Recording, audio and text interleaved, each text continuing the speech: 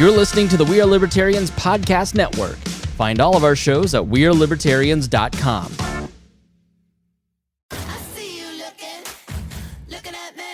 Can I have your attention, please? Yes, hi, Wanda Sykes here. You ever think about all the nicknames we have for breasts? Boobs, tatas, the girls, chesticles, bubbies. Heck, you might even have your own nickname for them. And yet, even though they get so much attention, they're still so ignored when it matters most. What's up with that? Well, on February 9th, tune in to see why I'm talking so much about breasts and visit yourattentionplease.com to learn more. This episode is brought to you by Abercrombie.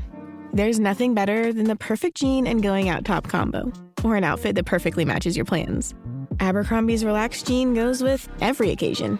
Date nights with something lace, or daytime with a cozy sweater. And their barrel jean will surprise you. It's the trend that will become a staple in your wardrobe. Abercrombie denim comes in tons of rises, fits, and washes. Find your perfect pair online or in store. Good evening. My name is Jim Turney. I am coming to you live from Altamont Springs, Florida. And that's what you see behind me here. It's a beautiful city near Orlando, Florida. I am elected as a city commissioner here, and I'm very proud of my city. And I hope when the Libertarian Party has its in-person aspect of the National Convention in July, that since that's only a short drive from here on the other side of Orlando, that you'll stop into Altamont Springs. But everyone else there in this debate for the vice presidential nomination of the Libertarian Party, which we're going to hold this weekend in a live online convention, everyone is in their hometown. So I'm the only one that's in Orlando right now, and hopefully you'll all be in July, because we're opening things back up around here over the next month. The Libertarian Party, like I said, is having this convention to select our presidential candidate and our vice presidential candidate online over the course of the next 3 days, Memorial Day. We were going to be in Austin, Texas, doing this in person. We all know what happened with that plan, and all the other plans that people have made over the last few months have been set aside in most cases. So we have a similar, I hope you watched the presidential debate, which just ended 15 minutes ago with John Stossel moderating. And we have a similar kind of setup here with our vice presidential candidates, except that I'm probably not as good as John is at moderating. And I also don't have a timer with me. So we're going to do our best to keep it fair. And so I want to start by mentioning the names of the three people who, delegates to the Libertarian Party, use tokens to select who can be in this debate and the order in which they're going to appear to you to give their opening statements of 2 minutes each. That's first one will be Larry Sharpe, then Spike Cohen, and Ken Armstrong. So let's get started with you, Larry. You've got 2 minutes to start things off. Good evening. Hey, everybody. I'm so glad that you have taken some time this evening to hear us talk. I think it's great. You probably heard me talk many times before. Why in the world would I jump into this race? It's a very important reason. For those of you who know me, you know I don't want to do this just to do this. I want to do this and sacrifice my time, sacrifice your time, bug you for money, sacrifice my money and everything because I want impact. Judge Jim Gray came to me with an actual plan to make impact. He came to me with a plan that might actually get us to win, and if we don't win, to at least ensure that we can help down ballot and help ballot access for this year and for 4 years to come. Am I prepared to sacrifice 6 months of my life for that? Yes, and I know you are too. And that's what I want us to achieve. We can do this here. We can actually make impact. Maybe win. I hope we can. Maybe the craziness of this COVID virus will allow people to do something that we never thought they would do. Maybe that lightning will strike, and that'd be great. And if it does, then a judge becomes the president, and he will help and assist all of us in the future for the next 4 years, winning at the local level, winning in our states, winning in our towns, because that is how this movement's really going to grow. It's going to grow from the ground up. It's going to grow from the local level. That's what I'm trying to achieve. I hope you all will join me. Thank you. very much. Larry, Spike Cohen, you're up, sir.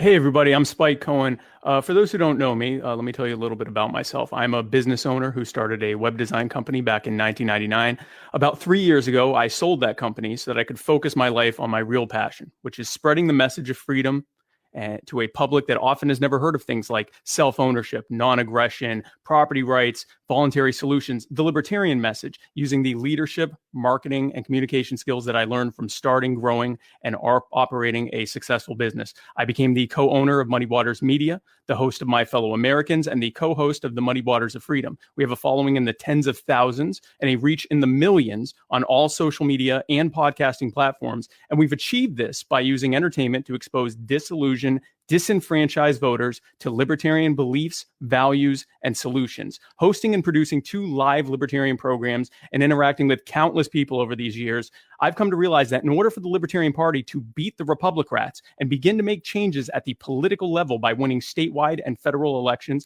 as well as many more local and regional down-ballot elections, we need to be able to move the needle in the direction of liberty at the cultural level. We can only make changes if we get elected. We can only get elected if we get people to know who we are and what solutions we propose. And we can only get people to know us by engaging them where they are. I am running to defeat the Republicrats and their cronies using a dynamic, engaging, and empathetic style of messaging so that we can actually achieve freedom in our time. Thank you. Thank you, Spike. And now, Armstrong. Well, hey there, I'm Ken Armstrong. I'm talking to you from a 100-year-old hunting cabin in the Olympic Peninsula in Washington. And I've been on the road for nearly a year now. In fact, I actually kicked off my campaign a year and about 3 days ago in Baton Rouge, Louisiana. So I've had an opportunity over the last year traveling 51,000 miles by road, visiting 47 states with my wife and my friend Earl and Duke the Wonder Dog to visit with libertarians everywhere in the country and to visit with just ordinary people and talk to them about the principles of liberty and of the Libertarian Party. And I'll tell you, we have had an exciting year. I went from no name recognition in the party to just the other day, I picked up the endorsement of the Libertarian Pragmatist Caucus. And if you don't know, LPC has a track record of picking winners in this race. They endorsed Joe Jorgensen for president, and we just saw Joe in the presidential debate. An absolutely fabulous performance. Really excited at the opportunity of seeing perhaps a woman on the debate stage this year next to the 2 old men that the other 2 parties are going to put forward. Or maybe it'll be Jim Gray, and we'll see what the judge brings with him. But I've got to tell you what I bring with me. I bring 40 years of experience in government and in leadership. I've had people on both sides of the aisle listen to my advice and my leadership, and I've spent 40 years in government and nonprofits, and I want to share that with you, and that's what we're going to be talking about this evening. Well, outstanding timing. All of you came in a few seconds before the bell went off. Oh, nice. So good for you. So we are, so to speak, on TV in the modern context, internet sort of television, and there are, especially by the time you count the recording that's being made of this, I suspect that there will be thousands of people who watch this, either watching it now live or later. So it's real. And I want each of you to give me in 1 minute or less,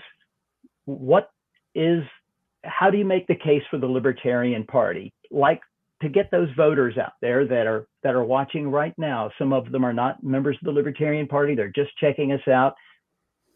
Spike, would you like to go first on this? You got 60 seconds to make the case for the Libertarian Party. Sure, absolutely. So I've learned from my years in running my business and now my years in Muddy Waters Media, I've learned that the vast majority of people innately understand that something is wrong here. They see what's happening around us. They see the pandemic that we're living under because government didn't let healthcare workers test and contain this virus when they could have. And now how the states are telling everyone that they can't go outside and they can't, they can't do anything. And if they do, they have to wear a mask and that it's their fault if they get infected.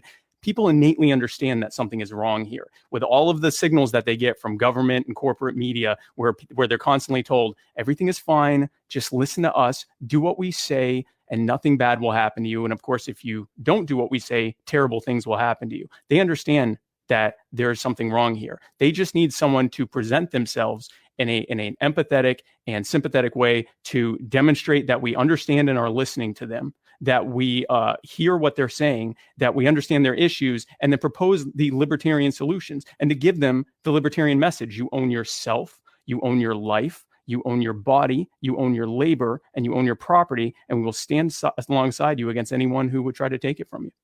Shopping is hard, right? But there's a better way. Stitch Fix Online Personal Styling makes it easy. I just give my stylist my size, style, and budget preferences. I order boxes when I want and how I want. No subscription required. And she sends just for me pieces, plus outfit recommendations and styling tips. I keep what I love and send back the rest. It's so easy. Personal styling for everyone. Get started today at stitchfix.com/Spotify. That's stitchfix.com/Spotify.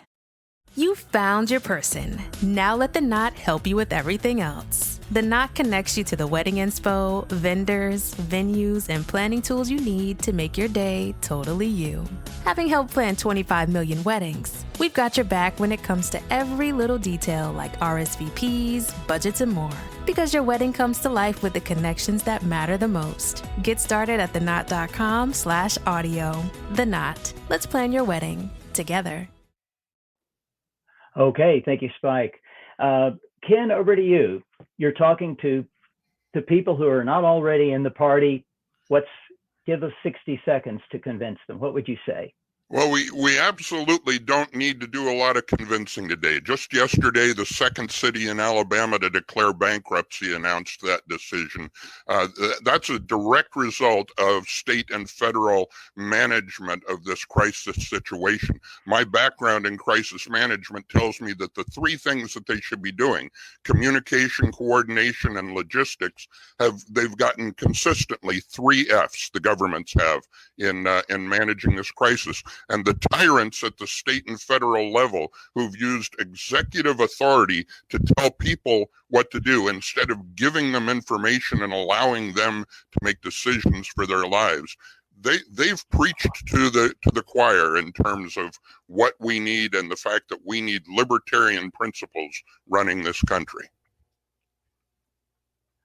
Thank you. And very sharp, 60 seconds to sell the Libertarian Party to those people watching who are not already voting for us. Well, they're not watching us, but that's okay. You guys are. And what you need to remember is people who are afraid make bad decisions. That's how it works. When they're afraid, they don't go, let me look for Libertarian. No, they don't. They cry for a strong man or they cry for socialism. Both get us to dictatorship. And that's where we're going now. What we have to do is make them not afraid, because right now they are. COVID and Trump and Biden and Russians. Instead, we have to be radical enough for them to say, but at the same time, familiar enough for them to go, oh, yeah, that's not so crazy. I could say yes. I had many failures in my New York State gubernatorial run, but one of them that worked was the idea of regulating cannabis like onions. Regulate sounds safe. Onions, not much regulation. So it's radical enough, but familiar enough. And that's still to this day, I get recognized people yell, regulate like onions on the streets when I'm around. It works. Radical enough to be real and to make change, but familiar enough so that people hear it. All right. So I need to stop this thing. You went overtime for a few seconds. All right. So that's what the bell sounds like when you go overtime. So let's see. Let's start with you, Larry, on this one. Tell us a little bit about how you became a libertarian, especially any personalities or any book you read that helped you make that conversion moment that you wanted to yourself libertarian? The most important piece here is, for many people, they came to libertarianism through politics. I didn't. I came through business. An author by the name of Robert Ringer. I was using many of his books when I was training and teaching and consulting in business. And that kind of brought me into that world. But the number one thing that actually made me become a libertarian was, believe it or not, hearing Gary Johnson speak in 2012. I was basically finished with politics in general. I didn't care anymore. But Gary Johnson spoke. I said, oh, this makes some sense. And then I actually, for the first time, joined a party, met people. My first vote for libertarians was, of course, Gary Johnson and Judge Jim Gray, which is another reason why I trust him so much and why I want him to be our nominee. I trust him and I know him, and he was my first vote along with Gary Johnson. And that's what brought me into the party. 4 years or so, I was supporting the party either through money or through my works, or driving our gubernatorial candidate in 2014 to do debate prep. And then 2016, I ran for VP, 2018 for governor, 2020, I'm back again. Oh, thank you. Spike, tell us how you got to be calling yourself a libertarian. That's a good question. So originally I was a neocon, believe it or not, a few years ago, probably about, well, I guess 15 years ago now. What first brought me even to listening to the ideas of libertarianism was actually seeing with my business, seeing firsthand how at every single step of the way, government puts regulatory burdens and other things in place, tax burdens and everything else, to make it hard for entrepreneurs and small businesses and the people that are working for them to actually do what we need to do, to actually get ahead in life and to try to, grow something and provide for our families. And so that kind of brought me into the libertarians, who seem to be the ones who were, overwhelmingly across the board saying all of these things are wrong. Republicans seem to be okay with some regulations and Democrats seem to be okay with some other types of regulations, but libertarians seem to be consistently against it. And so that got me into the party and the movement. But then it was reading things like The Law by Bastiat or No Treason by Spooner. These were things that really had me realize that the problem wasn't just the Republicans and the Democrats. The problem is the very nature of the big state, big government that we live under, that presumes to have total authority over us and can rule over us. So that's how I became a libertarian. All right, thank you very much. Okay, Ken, it's your turn to tell us about your first moments. Yeah, I have to thank the Democratic Party for making me a libertarian. Thank you, Democratic Party. I really appreciate it. I was in party leadership in Hawaii, Democratic Party leadership in Hawaii. I was elected to a local county office, and I was being groomed for state office and beyond, and really thought I was on my way. And then I took a stand against the Democratic governor on a tax increase, and I got invited to resign my committee chairmanship, and I pretty much got excommunicated from the party at that point. And that was when I met Tracy Ryan, the perennial chair of the Libertarian Party in Hawaii. We testified to the Senate about the proposed tax increase and marriage equality bills and other things. And I grew into the Libertarian Party from that point. So again, thank you, Democrats, for making me a libertarian. Oh, that's a perfect lead in to next question I had up here, which is that most people in the party and outside the party believe that we're going to elect people to local office. Like myself, I'm honored to serve here in Altamont Springs. So the question I have is, so since that's where we're going to be winning first, what made you decide that you wanted to run for a national office for vice president rather than a local office? Go first on this one. Thank you. Well, actually, as most people know, I started off by running for president. I believe you go big or you don't go at all. And I just saw that the problems in the country were so huge. It was not some burning bush that told me I was going to be the president of the United States. It was just a conviction that I needed to do this thing. I needed to run. When I look at pictures of my grandchildren and I think about the world that they were growing up in, I couldn't imagine not trying to do something about it. And with my background, with my resume, honestly, the best fit was to try to return the federal government to the people. All right. Thank you. Larry, tell me why you're not running for local office. I know you ran for governor, but why now for vice president instead of for local office? Well, for the same reason that I ran for VP in 2016, I believed that I could be the best support for Governor Johnson. That's what I thought, right? For a living, I train, I teach, I coach. That's what I do for a living. I help people with emotional communication. It's what I do. And I thought I would really be able to help Governor Johnson to be a better presidential candidate. And I think I can make Judge Jim Gray be a better presidential candidate. My goal is always impact. I don't want to run just to run. That's a waste of time, energy, and money, donor burnout, activist burnout. If I'm going to ask you to jump through the hoops for me, I want to give you something. I ran for governor of New York because I knew I could get ballot access. Even though I lost the race, I gained ballot access. We got 100 new libertarians in the state the next year. And I built out a team across the entire country, and a bunch of them are running. So I want impact. I thought I could do it in 2016. I did it in 2018. I think I can do it now. It's about making impact, not about winning. In reality, I'm not going to be the VP, but can I help us to grow? Yes. And why am I going to be the VP? Because even if we win this thing and the judge gets selected as the president, they don't pick me for the VP. They pick somebody else. That's how the Constitution works. I'm running for support staff. I want to support. I'm the Obi-Wan Kenobi, if I can be, and I help the rebels win, even though I get killed. Time's up. Okay, Spike, over to you. Tell us why you prefer to run for vice president instead of for local office, please. Jim, we're never going, obviously we run to win, but we're never going to win until we change the conversation. In the Libertarian Party's 49-year history, we haven't won a single federal or statewide election. No president, no vice president, no governor, no Senate, no Congress, none of that.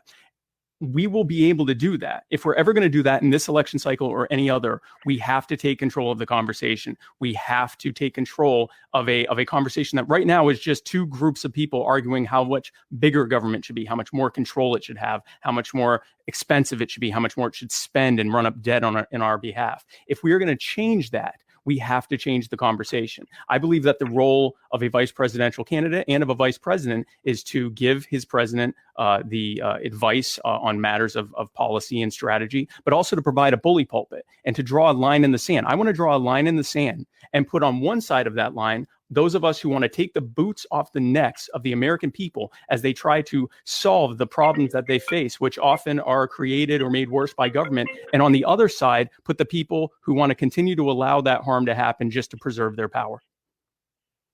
All right, great. Well, that actually more or less answered my the next question up here, which is about supporting the presidential candidate. You did a pretty good job at that, Spike. So I kind of hate for ask you to repeat that since you went into that. So let me ask this.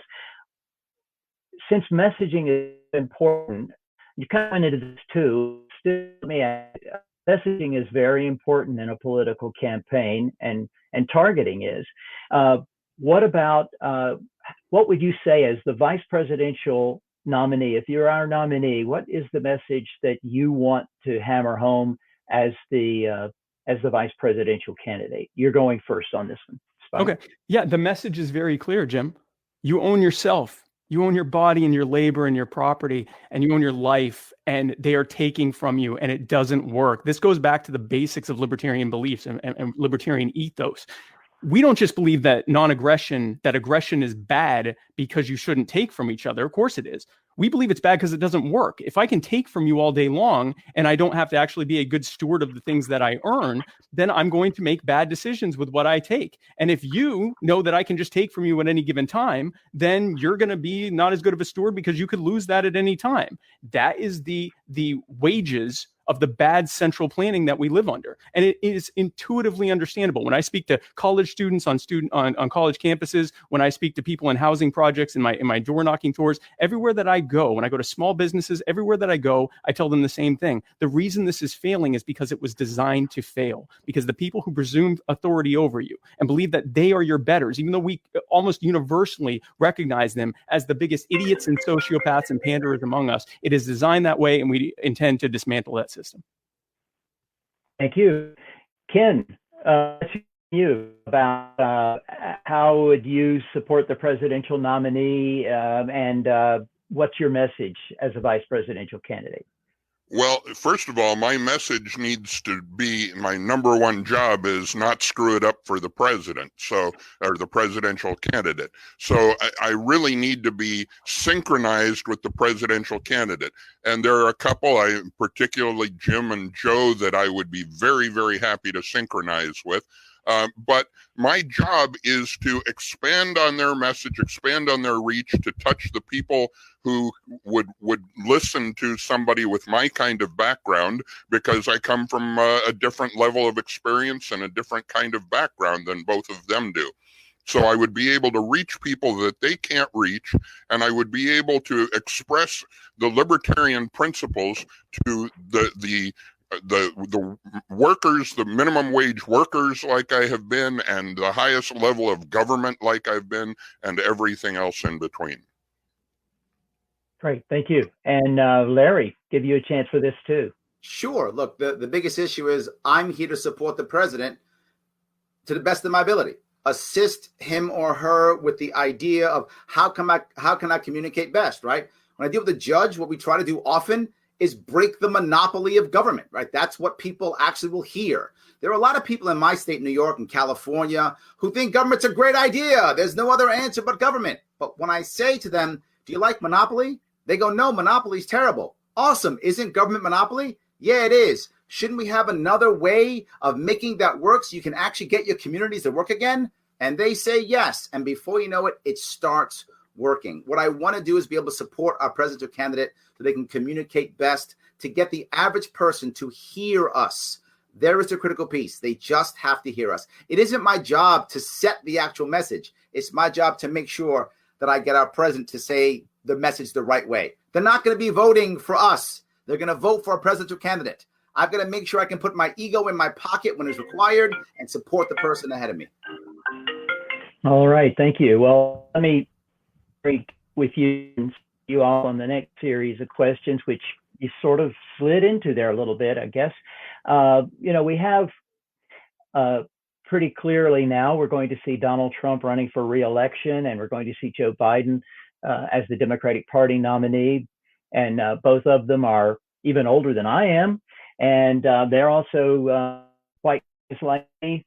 But you're different. You're a look different. You're from the North, and you're younger and a little more diverse ethnically. How would you help with letting a non-libertarian understand that party its commitment to equality, especially with regard to race and gender? Can you give us a minute about that, Larry? I'm actually not sure what you're asking me, but I'll say it anyway.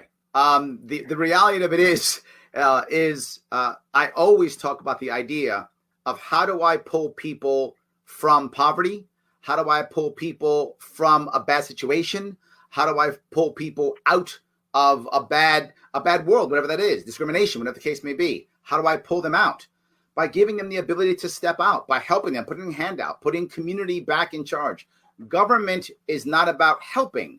Government is about checking a box and servicing. And it does that well. It checks a box and services. It doesn't help anybody, though. So community helps. We draw that piece in.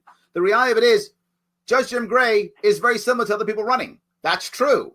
The advantage is they have to listen to his ideas. They have to listen to him being different because he looks similar. There's an advantage. I know I just spun that, didn't I? Because I'm good at this. That's why I should be your VP. All right. Thanks a lot. It's a question basically for us. If you can, or move to Ken let me rephrase it in case that wasn't clear. I wanted to know how the LP, and I think Larry got it, but he's different already. But you're a lot like the people that we're used to seeing in office, like me. And so how would you help non-libertarians realize that libertarians committed to equality and especially with respect to race and gender, the equality issues and those kind of things? What would you have to say about that? Well, I think the first thing I have to do is I have to realize that I've never walked in their shoes. I mean, I'm a 63-year-old white guy who's held a lot of very fortunate positions in my life. But I have to say, I grew up in a very mixed racial neighborhood. I've lived overseas in places where I was in the minority.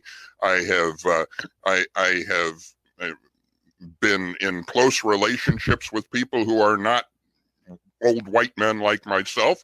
And the one thing that I've learned is I need to learn to listen to them. I need to hear them, because I never will be able to walk a mile in their shoes.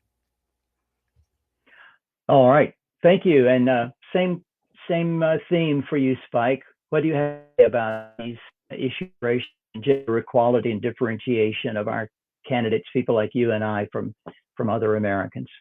Right. So, Jim, one of the things I've learned in going through all these different neighborhoods that I've gone through, and college campuses, which are incredibly racially and ethnically diverse, going into different neighborhoods of different ethnic makeups and different income levels, including marginalized communities. The one thing I've seen over and over again is that of those who are, racial minorities, ethnic minorities, gender and sexual minorities, religious minorities, the poor, immigrants, they aren't being engaged by Democrats and Republicans. At the most, they might be pandered to by Democrats, but they recognize that they're not actually being engaged, and they're certainly not being served. The things that they're being promised are broken every single time. The Libertarian Party platform, from its beginning, is the one that is all for equality on racial lines, equality on ethnic lines, equality on income lines, equality on gender and sexual lines. We were calling for, allowing gay people to same-sex marriage decades ago, before anyone else was.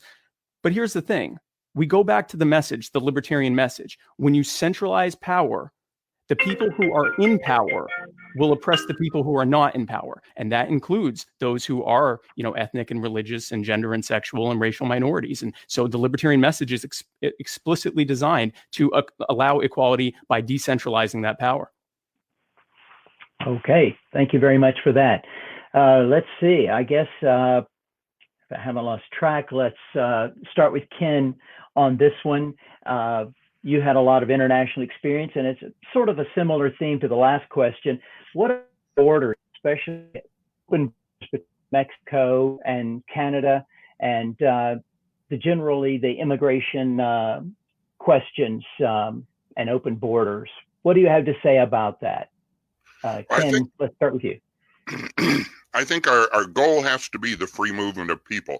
Everything that we do has to move toward the free movement of people, the removal of any impediment on the borders and elsewhere for people to move freely.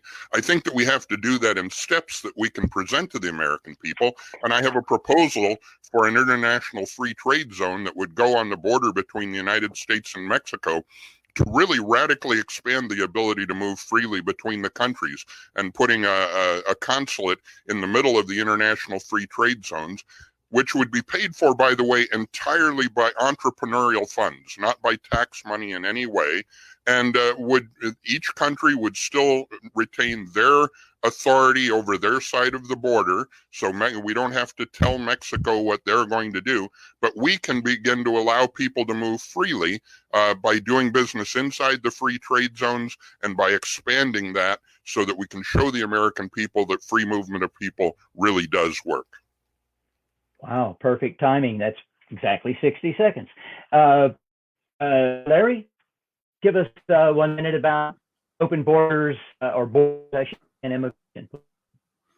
Yeah, the judge has been clear on this. He wants to basically copy the idea of a private Ellis Islands on the border, privately owned businesses, making sure that different businesses own each one of them so they can compete, allowing these Ellis Islands to be funded basically the same way that a recruiting company is funded today, allowing people to come and work as they want, cross the border and get documented, but not just crossing the border. People in our country now who are undocumented can go to any of these Ellis Islands and get documented. And so we can actually ensure that everyone can work the same as anyone else, live the same as anyone else. They want to cross their borders, go ahead. All countries can be happy. All right. Thanks. And Spike, what do you have to say about borders and immigration? Yeah, absolutely. I mean, listen, the thing with immigration is that not only does having open borders and allowing people to come in and leave, which, by the way, is what the U.S. was for the first 100 years of our existence. We had unlimited, unregulated migration, and we had none of the disasters that the nativist and the closed border people, predict are going to happen if we allow people to come and go as they please for peaceful purposes. But it's not just a good idea; it's also a moral idea. It is wrong for government to limit migration. Migration controls are a violation of your right to host, hire, or house whomever you want on your property, and your right to travel to places where you are welcome, to properties where you are welcome. So there's no reason they should be involved in the first place. I propose that we go back to what the founders intended, allowing unlimited, unregulated migration, both into and out of the country, the same way we have for across county lines and across state lines, because as long as they are coming for peaceful purposes, I'm not talking about an invading army force or some nonsense like that. I'm talking about peaceful people coming for economic reasons and for peaceful reasons. It is none of the government's business. We do not need paper to travel. So I sort of stay with a similar theme and stay with you as the first responder to the next question about the U.S. military presence abroad. What do you think about that? In particular, NATO, if you believe we should stay in NATO, how would we get out? And about the troops, what are we going to do with the troops abroad? You've got 60 seconds on that, please. Bring them home, end the wars. Enough already. We just had a terror attack that happened on a Navy shipyard from a terrorist group. Supposedly, as it stands, it looks like it might be terrorism related, which means it came from a terror group which uses the anger of the American military presence, the bombing and destabilizing and invasion of countless nations and harming of other people abroad as blowback and as a recruitment tool to get people to come and fight against us and fight us here and fight us over there as well. Bring them home, end the fighting. Let's begin the healing. There's no reason to continue this. Some have suggested that we should not end the wars because it might cause a disruption in the job market. Okay, fine. Bring them home and give them a salary for a year or so until they can find jobs, but end the fighting. There is no reason for us to continue with what the founders called entangling alliances, which has led to exactly what they predicted: endless war, endless suffering, and endless taxation and debt spending to pay for it. We are being robbed to finance chess games around the world at the cost of trillions of dollars and countless lives, and it needs to end. Thank you, Spike. Ken, let me ask you the same question, especially since you've actually served as a NATO base commander. What are your feelings about NATO and U.S. involvement abroad? Well, I think NATO's charter has been completed. The Cold War is over, and I think we can certainly begin to spin down that particular structure. I also think that with the technology and the various things that we have available to us, that we don't have to keep an American footprint all over the world. But the truth of the matter is, there are places like Okinawa where if we just close the base and bring the people home, we're going to do serious damage to the local economy there. So I think we need to transition through maybe a Peace Corps kind of arrangement with an international free trade zone on Okinawa, obviously something that would need to be negotiated with the Japanese government. But I don't think we just pick up and run, because the non-aggression principle says even though we're responsible for the damage that we've done there, we don't do more damage by undoing that. We need to ease out of the situation there.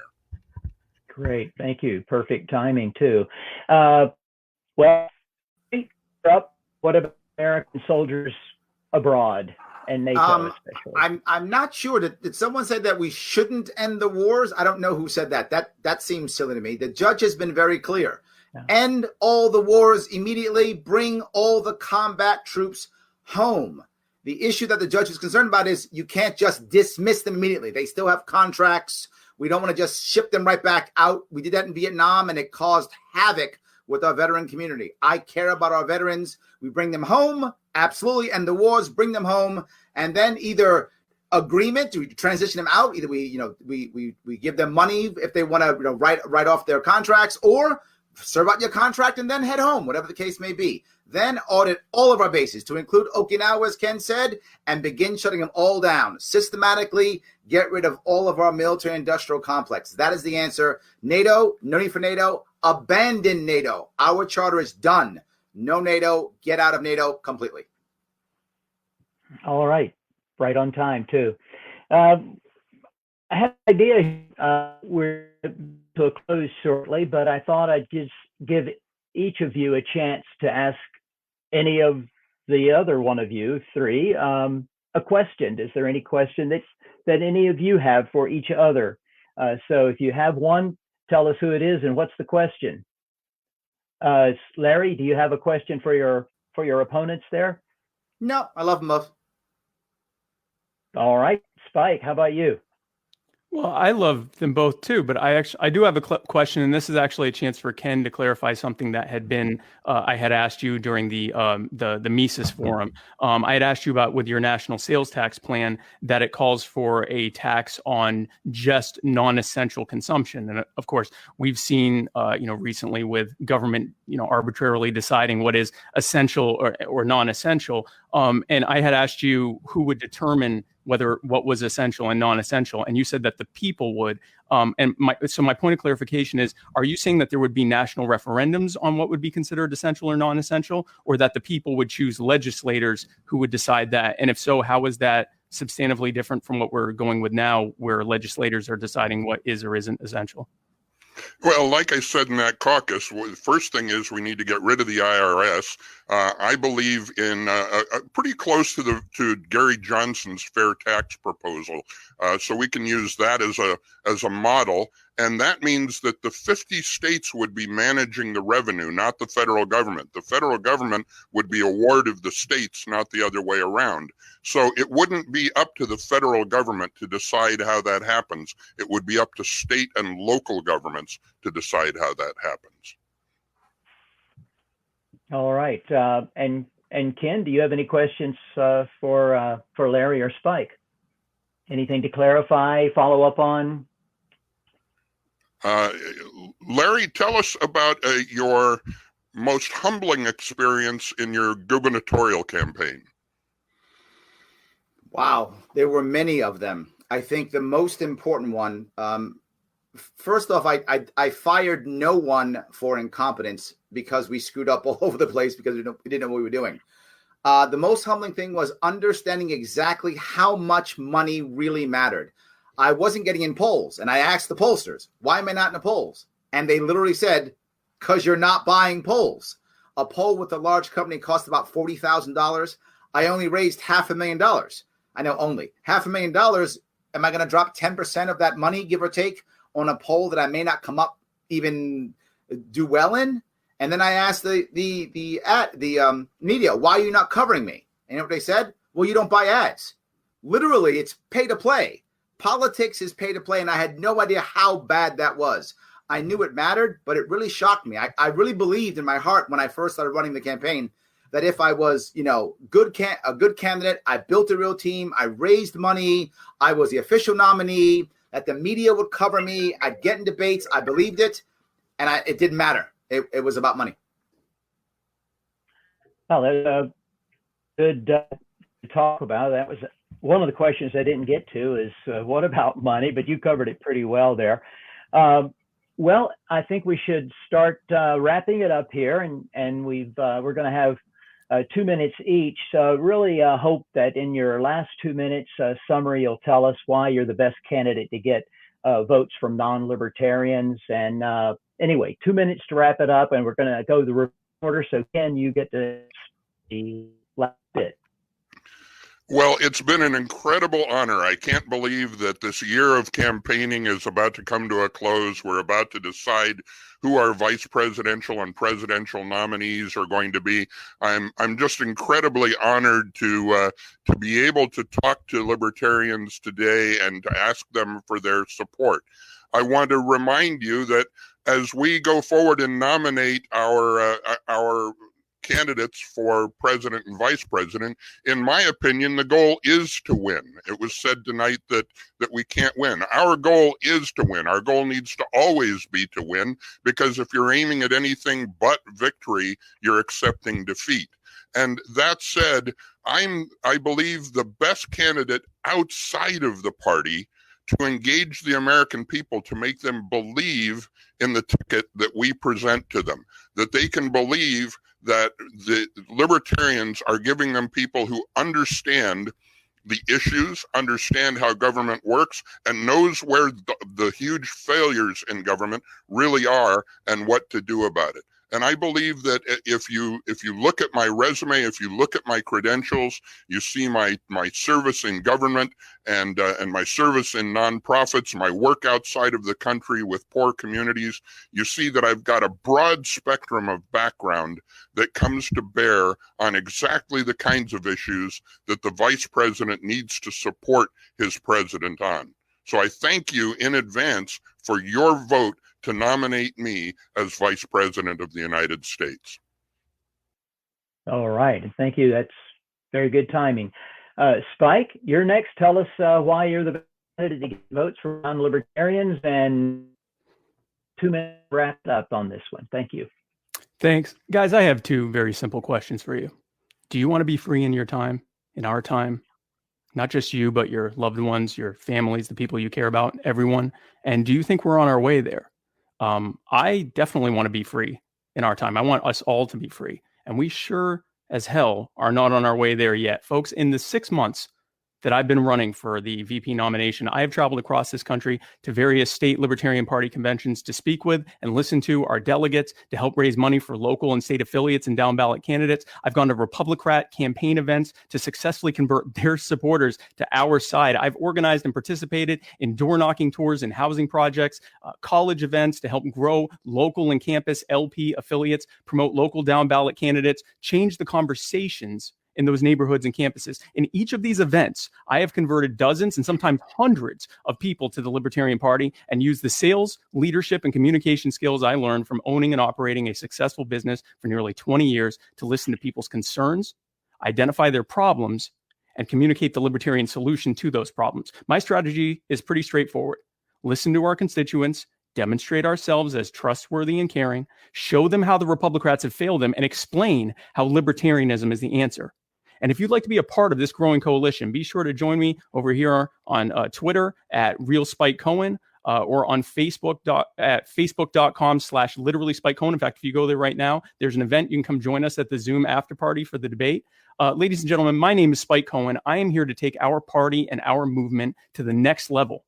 And with your nomination, we will continue to build a coalition of voters across the political spectrum and ride that momentum all the way to the White House. Now let's get to work.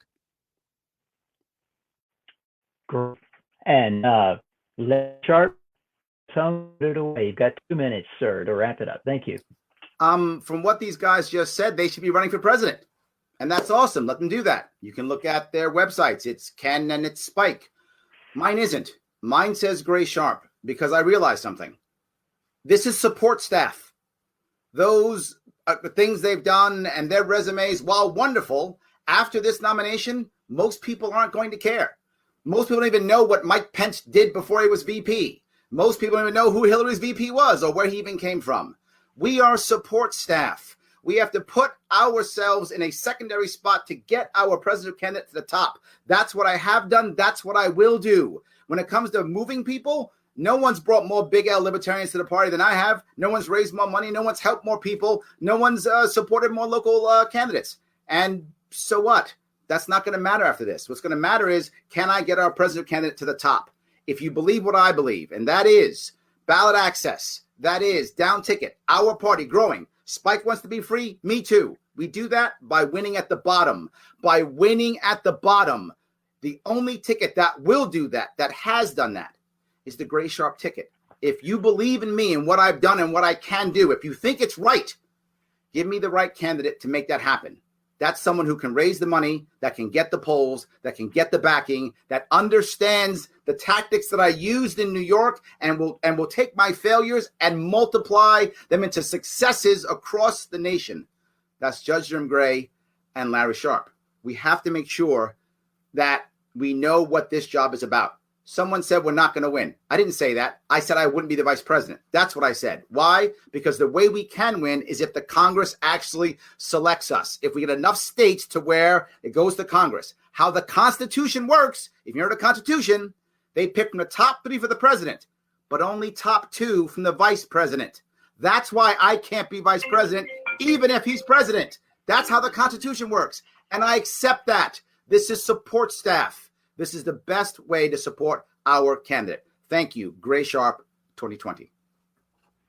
Thank you very much, Larry Sharpe, Spike Cohen, Ken Armstrong, for being here tonight. It's been very good to be with you and to hear your case for yourself and your ticket in some cases. And I certainly do think that a lot of delegates are watching or will not delegate. Pay attention, because Saturday and Sunday of this Memorial Day weekend, the Libertarian Party delegates are going to be choosing one of these three gentlemen, in all likelihood, to be the vice presidential candidate, and one of a larger number of people to be the presidential candidate. So it's exciting time for us, new experience to try to do it all online, including the nominations this weekend. And we are all come together and celebrate when all these restrictions are lifted.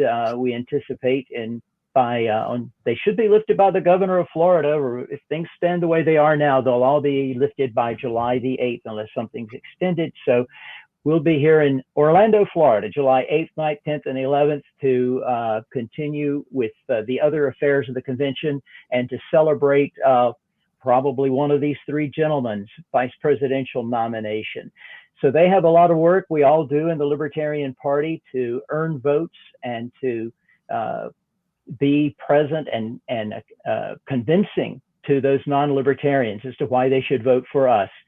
My name again is Jim Turney. I am a former LNC Libertarian National Committee chair, and I'm currently serving in this beautiful city that you see behind me in Altamont Springs as a city commissioner here, and I'm honored to do that. Gentlemen, thanks again for all of your time. Thank you all of the viewers for checking this out. I'm looking forward to seeing you all here in Orlando in July. Thanks, Jim. Hey, Stossel has nothing on you, Jim. You were great. Thanks. Yeah, you did great. Thank you, Jim. Oh, thank you. Appreciate that.